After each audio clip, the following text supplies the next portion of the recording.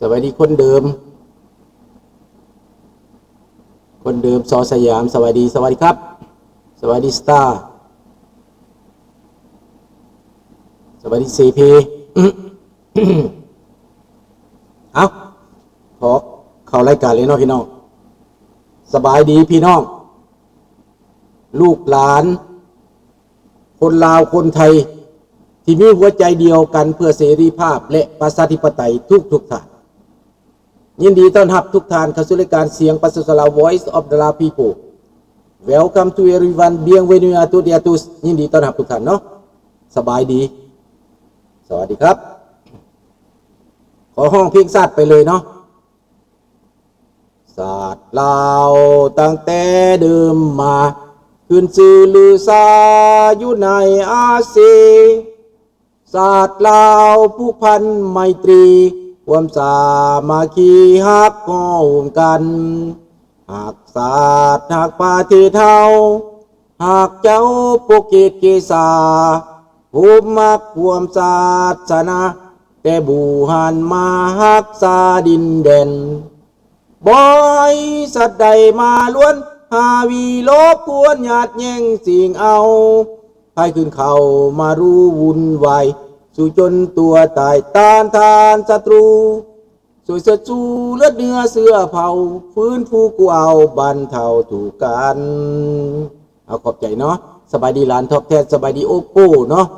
สบายดีวงสวรรค์สบายดีน้องธนพรเนาะสบายดีเซพีสบายดีทุกท่านเนาะพี่น้องเนาะประเด็นสำคัญในมือนี้ก็บอกว่า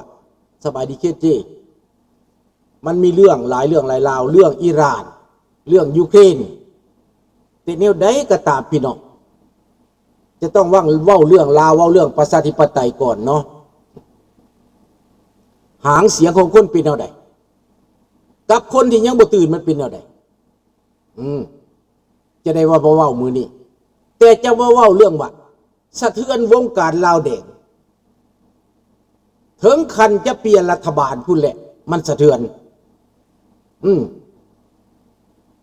นายสอนไซที่ขึ้นมาเป็นประธานประเทศ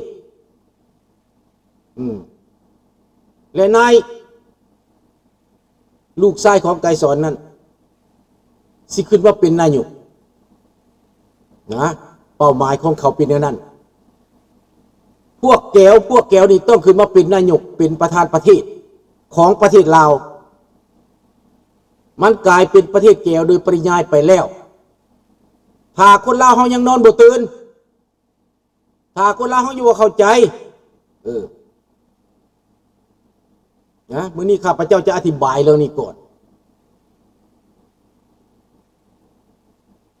มีหลายคนที่คิดว่าวางตัวเสยเป็นกลางอยู่ระหว่างกลางเอาความคิดมาว่าอยู่ล่างว่ากลางน่ะเฮานี่บ่ต้องมีหัวมีตัวมีตนอีหยังเบิดหนีไปสุดขอบคาบฟ้าเขียวด้วยสัญลักษณ์ทุกสร้างสามหัวหนีตายเขาว่าเฮาเป็นผู้พ่ายแพ้เฮาหนีมาฮอดนี้แล้วเฮาว่าชีวิตเขาแต่สุดท้ายเขาตามมานำพี่น้ำน้องตามมานำแนวคิดตามมานำความอยากของคนอยากเด่นอยากดีอยากดังอยากอวดอยากอ้างแล้วก็อยากมีความสำคัญไปเสิร์ชเอาทูตมาไปพัวพันกับทูตไปลักไส้เขาแลนต้องต้อยพยายามอยากกวมสังคมอยากสร้างบทบาทกวมสังคมอันนี้อยู่ใส่กระบี่บัดถูกหลัดถูกเมืองนี่นะเป็นแบบนั้นกันเบิดอยู่เขาก็เขียนกฎหมายขึ้นมาว่าเจ้าบ่ต้องเอาทุ่งสร้างสามหัวมาใส่ในวัดในว่าอะไรใส่ก็บ่ต้องมีในบ้านในเรือนก็บ่ต้องมีของเก่าไปแล้วเขาว่าแบบนั้นบ่ให้มีสัญลักษณ์อันนี้อยู่ระหว่างกลางบ่มีทางการเดือนบ่มีทางสร้างสามหัวฟังดีๆได้เฮาหนีมานี่เฮาเป็นไผ่เฮาหนีมาเฮาเป็นอพยพเป็นบ่ฟังหูแตกกันมื่นฟังให้ไว้เ เฮาต้องรู้จักว่าเฮาเป็นไผเฮาหนีมานี่เฮาเป็นอพยพแม่นบ่พวกที่ว่าอยากต่อต้านนั่นน่ะแต่ว่าเพิ่นอยากลืมบ่อยากขัดแย้งหักแต่โตการเรื่องขัดแย้งนี่นะเฮาใส่ทุ่งสร้างสมุไว้เพิ่นก็ว่าความรุนแรงไปแห้งไปคอยเพิ่นเว้าได้ไปแห้งไปคอยเฮ็ดแห้งเฮ็ดคอยได้เพิ่นเว้าน่ะเพิ่นprejudice เฮาแล้วเพิ่นตัดสินเฮาแล้วคนดีเพิ่นน่ะความดีของเพิ่นแน่น่ะจักเพิ่นเอาหน้าที่ใส่จักเพิ่นเอาสิทธิ์ใส่มาตัดสินเฮาน่ะเนาะฟังดีๆนั่นแหละมันไปทุกมองทุกทีเพราะว่าคนลาวบ่เฮ็ดหยังให้มันบ่มีสิทธิ์รถไปกินเหล้าพวกทูตนี่นะมันบ่มีสิทธิ์ออกไปขยายเผยแพร่บ่มีสิทธิ์เคลื่อนไหวถ้าเจ้าไปรายงานรัฐบาลเจ้าโทรไปบอกตำรวจแม่บ่ได้ยากเจ้าบ่ต้องบอกสื่อหยังดอกว่าทูตคนเลขาทูตมาเคลื่อนไหวมากินเหล้ามาสร้างความปั่นป่วนมาโฆษณาการเมืองอยู่นี่อยู่ข้างบ้านคอยนี่มันมาโหลดตำรวจ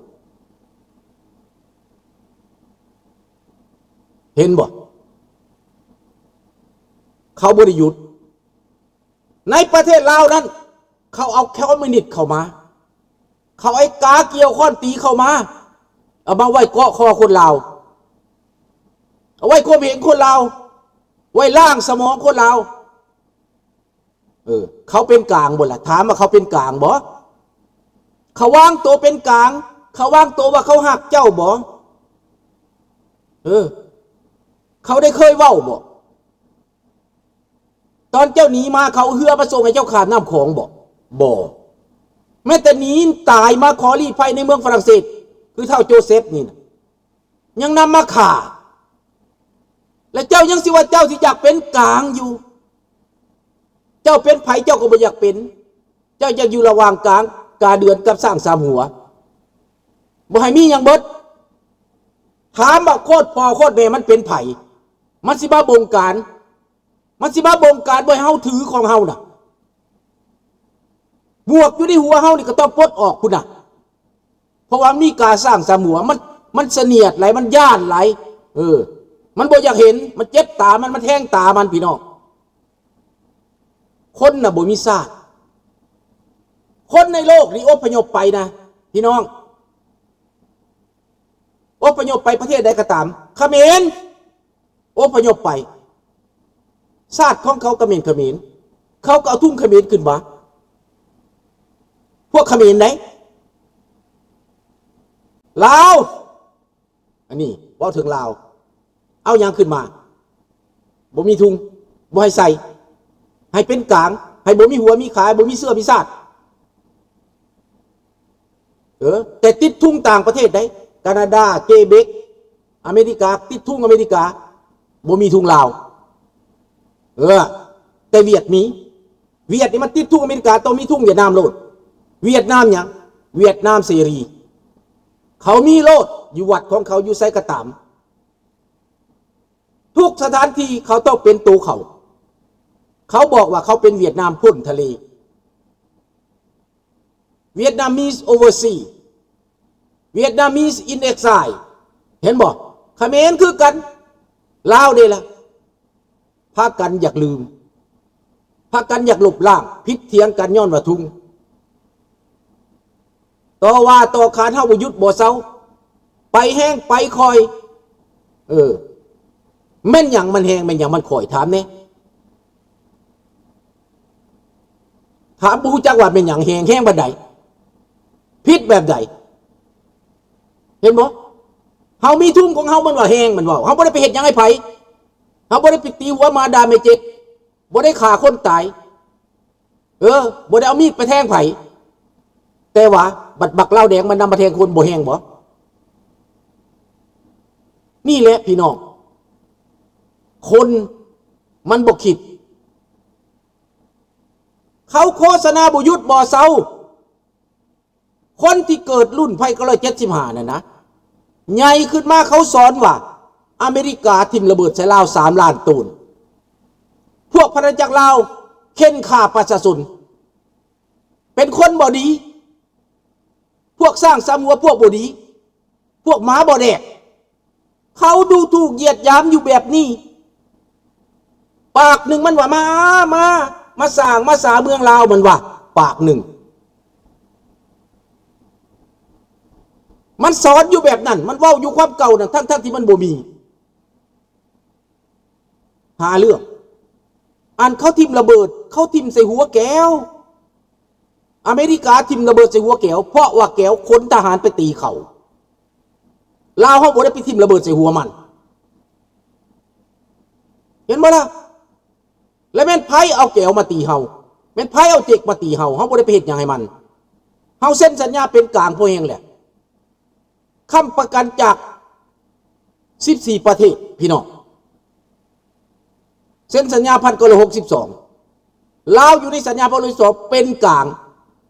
แต่ถามบักโคตรพ่อโคตรแม่บักไกรสอนโคตรแม่พ่อโคตรแม่บักสุพรรณวงศ์เป็นกลางบ่พี่น้องบ่ได้เป็นกลางจักดีบ่ได้เคารพความเป็นกลางจักดีคนทหารเขามาเข็นขาฮาวีประชาชนจูดเหล้าเผาเฮือนตัดขัวตัดทางเกณฑ์หมูเกณฑ์หมาเกณฑ์ควายไปหล่อนพี่น้องอยู่ใส่ละความปฏิบัติของมันฮอดจุดท้ายปี1975เซ็นสัญญาถูกต้องความปรองดองชาติเซ็นสัญญาสันติภาพกินน้ำสาบานอยู่วัดองค์ตื้อผู้ใดขี่โคตรทรยศมันตายดับโคตรตายดับเสื้อเห็นบ่ล่ะกู้เกียรติบอกว่าลูกหลานก็เกิด1975คือกันแต่บ่มักคอมมิวนิสต์แปลว่าเฮาบ่ยอมให้มันล้างสมองแปลว่าหลานคิดถึงแต่ว่าส่วนใหญ่แล้วยังเอาความนั้นมาเว้ายังเอาความนั้นมาว่าข่าวปลดปล่อยและอ้างว่าเขาเฮ็ดแบบนี้เขาเฮ็ดชั่วคู่มือนี้เพิ่นอ้างได้ฟังได้ข้าพเจ้าไปนั่งฟังเพิ่นล้มกันได้พวกผู้เฒ่าลาวนอกประเทศได้นี่ได้เพิ่นเว้าเพิ่นเมื่อโอโตพี่น้องเพิ่นทางมีเพิ่นเว้าร่ำรวยผู้เฒ่าเพิ่นล้มกันข้าพเจ้านั่งฟังผู้นั้นก็หังผู้นี้ก็หังเขากินบ้านกินเมืองก็ถูกเบิดเขากินเพราะว่าเขาเสียสละเลือดเนื้อปลดปล่อยเพิ่นว่าเขาเฮ็ดได้เขาเฮ็ดเขากินได้เขากินเพราะว่าเขาตายเขาปลดปล่อยเขาได้อำนาจเขาปลดปล่อยแล้วเขาต้องเอาคืนแปลว่าบ่ผิดคุณได้เพิ่นเว้าได้พวกผู้เฒ่าอัปปัญญาที่เมื่อแต่ต่างประเทศได้นี่นะที่ของเขาต้องเอาเพิ่นว่าฟังมาจากหลายบทนั่งฟังบึงนั่งสังเกตคนเป็นแนวนั้นความเว้าเป็นแนวนั้นเขาบ่อยากให้เฮามีหยังเฮาต่อสู้นี่แม่นเพื่อความยอมรับเฮาต่อสู้ว่าเฮาเป็นอพยพเฮาต่อสู้แม่นเฮานี่ถูกกระทำเฮาต่อสู้เพื่อวัดว่าศาสนาเพื่อสังคมลาวแม่นของลาวอพยพบ่แม่นของบักรัฐบาลลาวแดงและบ่แม่นของพวกนิยมลาวแดงพี่น้องฟังนี่แหละเขาพยายามจะคุมทุกแห่งทุกหนทุกบ่อนทุกทีแต่ว่าผู้จะยืนขึ้นมาปกป้องนั้นมีน้อยแต่ดีใจปรากฏว่าคนเดี๋ยวนี้ตาสว่างขึ้นเห็นหุงขึ้นมีติดจิตใต้สำนึกขึ้นอีกน้อยหนึ่งเพิ่มดีกรีขึ้นตั้งแต่ก่อนนี่ยกยอปอปั้นทั้งแห่แหนแผ่นกั้งน้ำเขาเดี๋ยวนี้เห็นตีโตห่างออกน้อยหนึ่งแม่นเพลงชาติมันก็สอนให้สร้างจักรพรรดิสร้างลาวนอกพวกจักรพรรดิมันว่ามันสอนบทดังนั้นอายุประมาณ40-30นี่นะเกียรติสร้างอเมริกาเกียรติสร้างลาวนอกเขาเอาอย่างเขาเป็นกลางบอกเขาไม่ได้เป็นกลางเขาปกครองประเทศนี้เขาก็ไม่ได้เป็นกลางเขาบูชาลัทธิอุบาทที่มันทำความเจ็บปวดเข็นขาฮาวีหุ่นแหงห้ายกาดกับพวกเฮาการประ